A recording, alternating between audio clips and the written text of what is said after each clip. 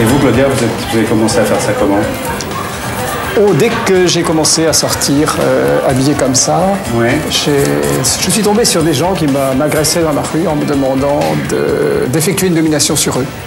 Quand on voit spontanément vers vous, spontanément, ce genre de choses. Des hommes qui s'agenouillent devant vous et qui vous demandent de devenir votre esclave. Alors, ça a défini le personnage que je cherchais un petit peu et que j'ai défini et qui est en fait mon personnage naturel. Il y a beaucoup de maîtresses comme vous à Paris aujourd'hui? J'en connais une vingtaine. Il y en a certainement plus, mais celles qui font ça et pour leur plaisir et avec une certaine recherche esthétique sont rares. Comme moi, rigoureusement, il n'y a que mon élève, Marie-Laure. C'est interdit par la police que vous faites? Par la loi, disons? Certaines pratiques sont interdites, l'arme blanche ou tout ce qui a un caractère de mutilation. Mais les pratiques elles-mêmes étant sur le consentement du sujet qui se présente à vous, n'ont absolument rien interdit. Du moment qu'il est majeur, il n'y a pas de... Du moment qu'il est majeur, il n'y a pas de difficulté de ce genre.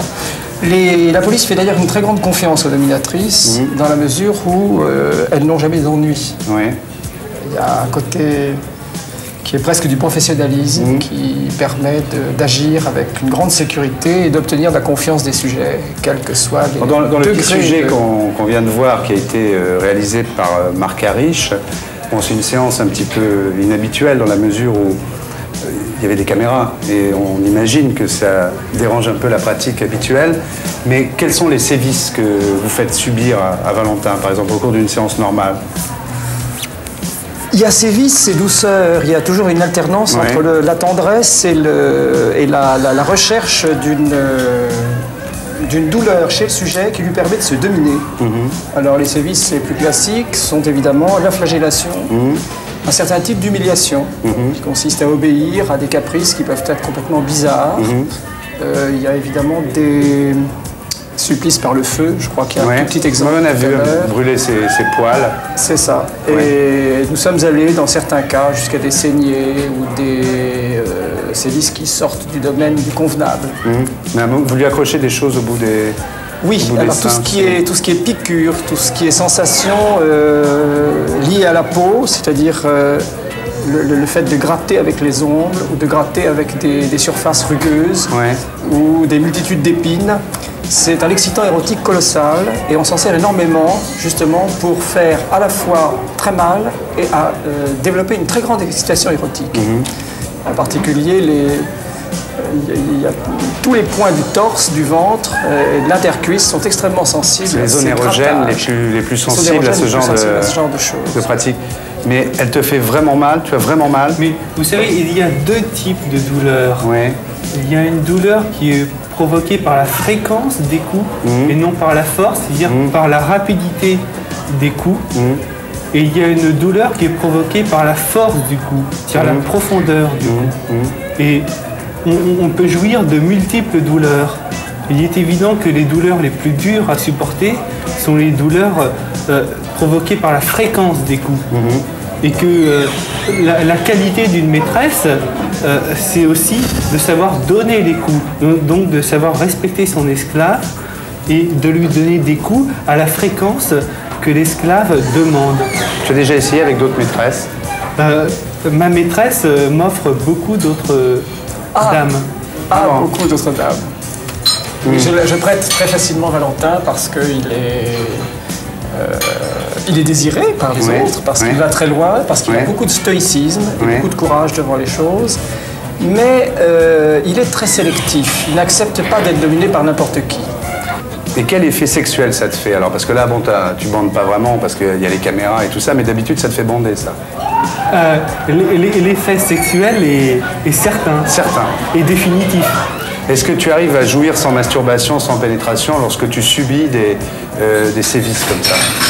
Je jouis davantage avec des humiliations du type lécher le pied de ma maîtresse plutôt qu'avec les coups qui sont davantage du domaine de l'intellect, de profondeur. Est-ce que tu éjacules sans... est-ce qu'il t'arrive d'éjaculer comme ça sans...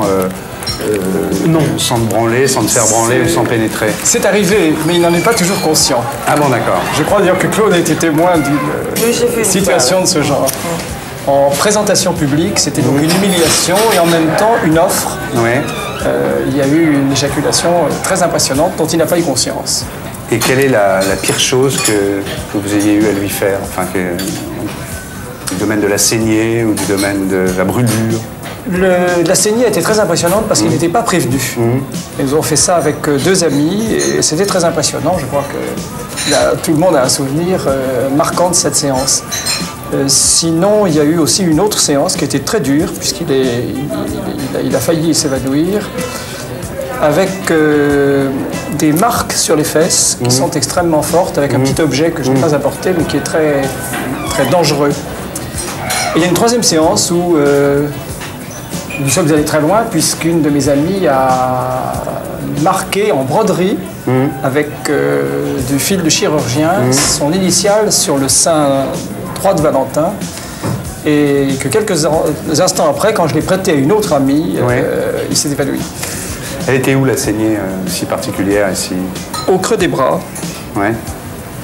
Au creux des bras, au creux des coudes, et le sang coulait le long des bras jusque dans 2 verres de cristal qu'on avait disposés pour ça. Et on a répandu son sang sur lui-même et on lui a fait finir une des 2 coupes.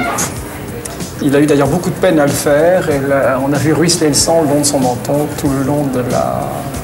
C'est très impressionnant parce qu'il ne s'y attendait pas et il s'est absolument laissé faire. Avec, je crois, beaucoup de plaisir et d'abandon. Est-ce qu'en général, c'est plutôt des hommes ou des femmes qui viennent vous voir pour ce genre de pratique? En grande majorité des hommes, parce qu'ils n'osent pas le demander à leur conjointe. Alors que les femmes demandent presque toujours à leur conjoint de pratiquer ce genre de choses, conjoint ou partenaire occasionnel. Alors on a gêné. On a bien entendu, on ne va pas dévoiler ton identité, bien entendu, mais tu es marié, Non, je suis célibataire. Oui. Et ton entourage est au courant? Enfin, je veux dire, tes amis, C'est strictement confidentiel. Personne ne le sait? Personne. C'est des gens que tu vois tous les jours dans ton bureau? Personne ne le sait, mis à part ma maîtresse. Est-ce que ça t'occasionne des problèmes de santé? Est-ce que, par exemple, des fois, tu as des cicatrices qui t'occasionnent des problèmes de santé directement? Ou est-ce que ça te donne des maladies psychosomatiques? Ou quelles sont les répercussions? Pour moi, le masochisme me permet de retrouver mon équilibre, par exemple, sans avoir la nocivité du tabac. Les marques que je peux garder... Je devrais essayer, alors. les marques que je peux garder pendant 1 mois ou plus, je peux garder des fois 20 ou 30 marques pendant 1 mois, qui sont visibles à 10 mètres. Sont importantes, mais elles passent. Mais les gens, quand ils te voient des fois, je sais pas, sur la plage avec une grande cicatrice, te demandent pas ce que c'est ou... Oui, mais je ne vais pas à la plage. Ah bon, d'accord. Je veux dire, est-ce que vous pensez que vous avez une fonction thérapeutique dans la société? Absolument. Deleuze a dit un mot que j'aime beaucoup, qui est qu'une séance chez une dominatrice vaut tous les divans du monde. Et j'ai toujours pensé que c'est un type de psychothérapie qui est beaucoup plus efficace que les autres parce que chez une dominatrice, tous les tabous tombent et tombent par le désir propre du sujet. Et à ce moment-là, la dominatrice, quand elle essaie d'analyser ce qui s'est passé chez la personne qui vient se livrer à elle, elle peut aller beaucoup plus vite et beaucoup plus rapidement qu'un psychanalyste ou qu'un psychiatre ou qu'un psychologue. On a une idée en France à peu près du nombre de gens qui pratiquent ce genre de choses? Il y a 14 000 couples. Je dis couples parce qu'il est très rare qu'il n'y ait pas association entre les conjoints. 14 000 couples qui font partie de ce qu'on peut appeler le marché. Maintenant, si on pense aux hommes en général, plus d'un homme sur 2 a eu une expérience de soumission. Il est rare qu'il la prolonge parce que c'est très très difficile de s'admettre après. Mais presque tous les hommes essaient ce genre de choses. Mais dans les autres pays, comment ça se passe? Dans les pays anglo-saxons? Alors dans les pays anglo-saxons, la profession est reconnue, que ce soit en Allemagne ou aux États-Unis, avec plaque. Avec plaque? Avec plaque. Et cher en université. Mon ami Evan Orwind a un cours à l'université de New York sur le sadomasochisme et sur sa pratique. Et il serait presque souhaitable de dépénaliser cette activité. Et je précise bien, sans l'interdire à la prostitution traditionnelle, mais admettre que c'est une psychothérapie d'un genre nouveau Et quitte à lui donner des règles, quitte à créer un ordre, quitte à donner des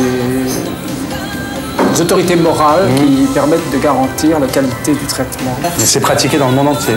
C'est pratiqué, oui, dans le monde entier et dans toute l'histoire.